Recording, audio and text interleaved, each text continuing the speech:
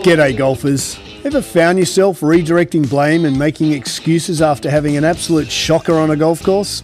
I know that I have. Range was closed, I was a little cold, didn't warm up, I hit it in those 3 old divots. Then we have the podcast for you. We focus on how to fundamentally own your swing. Strike it pure and consistently shoot in the 70s. Be it if you're a weekend hack, retired and playing daily, a school phenom or a tour professional. We present and discuss facts and physics pertaining to golf, trying to keep our ego and opinion at bay. We dispel myths such as keep your head down, bend your knees, or my all-time favourite, game improvement irons.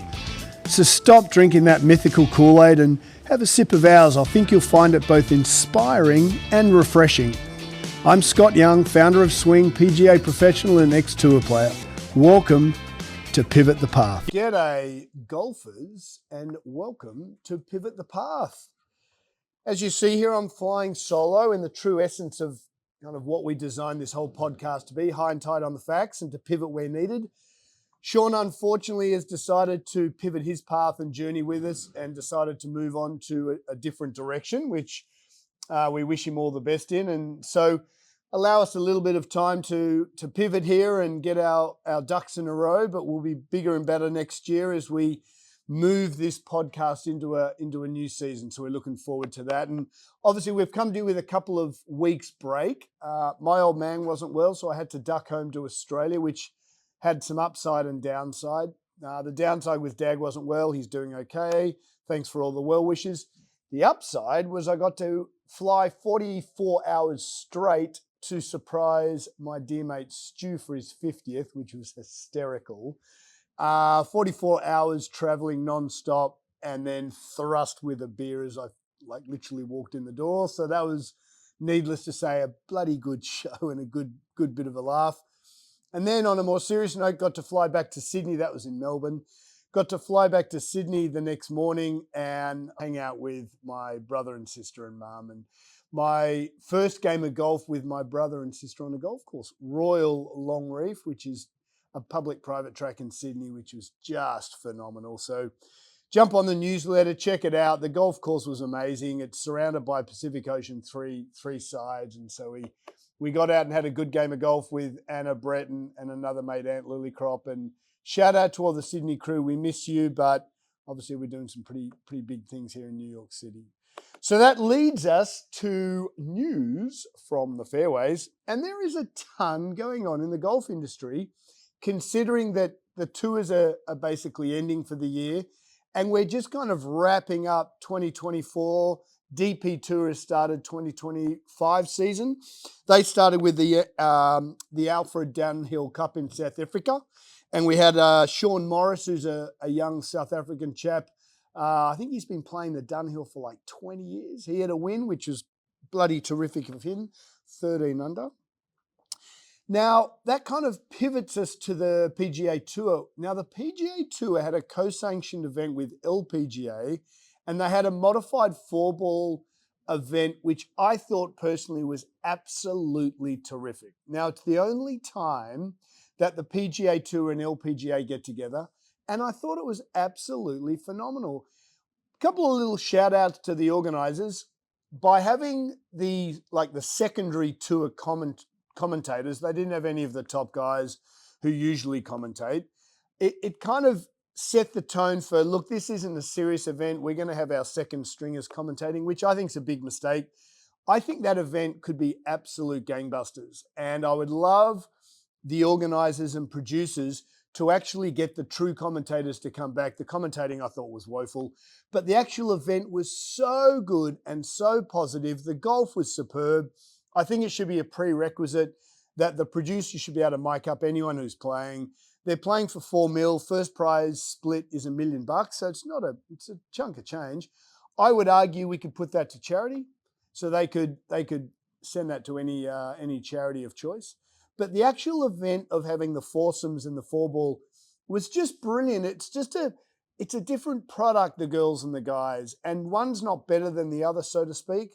It was just such a brilliant event to watch two different forms of golf come together And I think, honestly, that the sum of the parts is stronger than the individual. So I'm going to look at this as I read this. So Tavatanakit, she won with Jake Knapp. They had 27 under, and they just played so well. The young Thai lady just drained putt after putt after putt, and Knapp just rips it. And it was just a really lovely event. So I would thoroughly recommend the PGA Tour. Try and weave in maybe 2 or 3, maybe even 4 events throughout the year where they're co-sanctioned, they play together, mic them up. The LPGA, in my opinion, is struggling for a bit of an identity. You've got these amazing golfers, but a lot of the players don't really let you in. They're almost robotic in their approach, which means they're brilliant and they're phenomenal golfers, and the way they handle their emotional arousal levels, brilliant, but they're a little boring. And I thought this was a nice little segue to let us in and let us understand who the girls are a little more. And I think for the LPGA, which gets back to control, the PGA Tour probably don't want to lose that control, but it allows us to learn a little more about the LPGA, and I just think that's so powerful. So all the producers out there, PGA Tour, who's ever running the show there, we're never quite sure. I think you're onto a winner there, and I think you should back yourself and do a little more. And then we had the Hero World Challenge, which is like 20 guys, so that's kind of boring.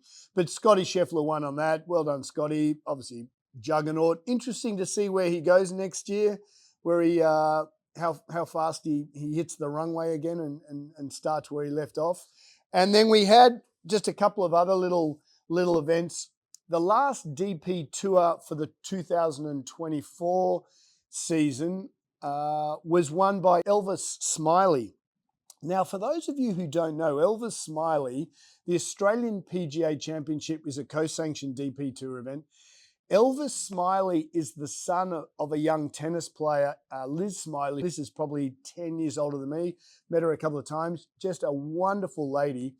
Her husband, he was a doubles player. So basically you've got this power couple in tennis who've had their son, Elvis, who's now won a DP Tour event. And I think keep your eye on young Elvis, left-hander, super tall, very thin, and just absolutely crushes the golf ball.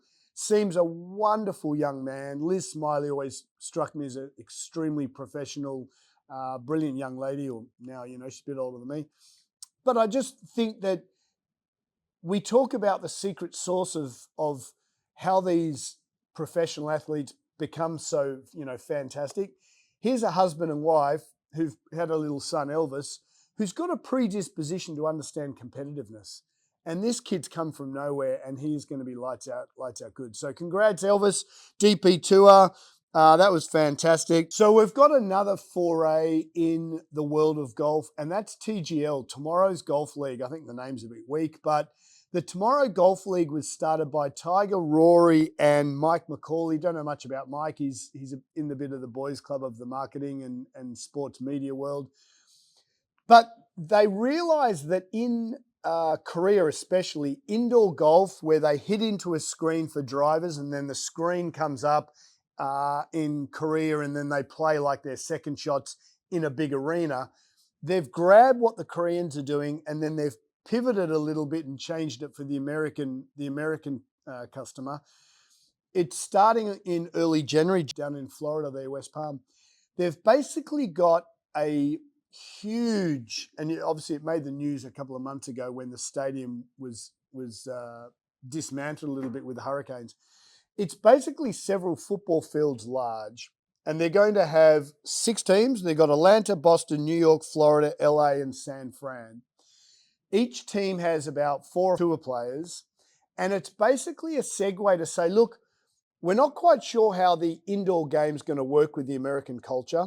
Obviously, the Asian culture, specifically Koreans, are market leaders in this. They've been doing this for years. So we're just going to dip our toe in this water. It's only going to go for about 2 months. So I believe they're saying, look, I presume Tiger's dumping cash into this left, right, and center. We'll build a stadium. We'll see how this goes. I think it's going to be absolutely superb, but it's not lost on me that they've got to be careful on how they how they interact with the customer. You've got Tiger, who's 6 feet tall.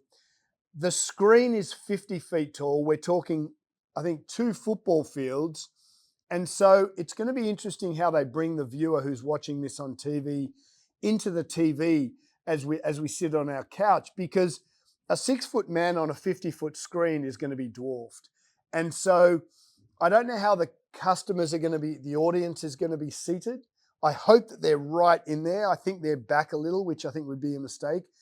And I think it comes down to customer experience. So I've been teaching indoors on simulators for 17 years, and I see the merit of it, but I honestly believe that the American culture haven't quite grasped the indoor concept yet. And I know that because every time I've 20 to 30 people walk in brand new into my front door every day as we're on top of Grand Central. And the Korean culture and the Asian culture more broadly love their indoor golf, mainly because of a lack of supply, right? In Japan, it's so expensive to get on a golf course that the Japanese are more range focused. And then the Koreans have then jumped on top of that. And because of the lack of supply and the cost, indoor golf in Korea is just exorbitantly done. And it's beautiful. When I was in Australia, shout out Danny from K Golf in Sydney, mate. Thank you so much for your hospitality. Dan had me to his facility, and it was just absolutely superb. We're expanding next door here. We're putting in 5-6 more simulators, and he had the new Unica platform and hardware, and I went and checked it out, and it was just superb. The point being, the TGL didn't invent this. The TGL looked at the Korean indoor facility and their platforms, and they're made for TV viewing. So in Korea, you basically hit your driver into a screen. The screen then comes up, and then you play further towards and through the screen for your pitch shots, and you're like 120 yards in. The TGL have done it a different way. They've got 2 different tees. You hit into the screen, and then you're going to chip backwards. So you've got a chipping green, a tee, and a screen, but it's basically a blurb of. And so it's going to be really interesting where TGL go. I think it's fantastic for indoor golf. It's 3-on-3. It's going to be a strange format. I believe there's only 15 holes. Why they do that? Just to be different, I guess. But the whole TGL is going to be really interesting. So short answer, we've got a huge year coming up in golf. We've got the last year of 125 playing goes to 100. We've got the new University PGA Tour. We've got the amalgamation of LIV and PGA Tour. And then hopefully we've got some more of this PGA Tour, LPGA mixed events. I thought they were absolutely superb. And then we've got the TGL. So 2025 is going to be a huge year for swing. I'm up tomorrow with the engineers who together we're producing our new golf clubs.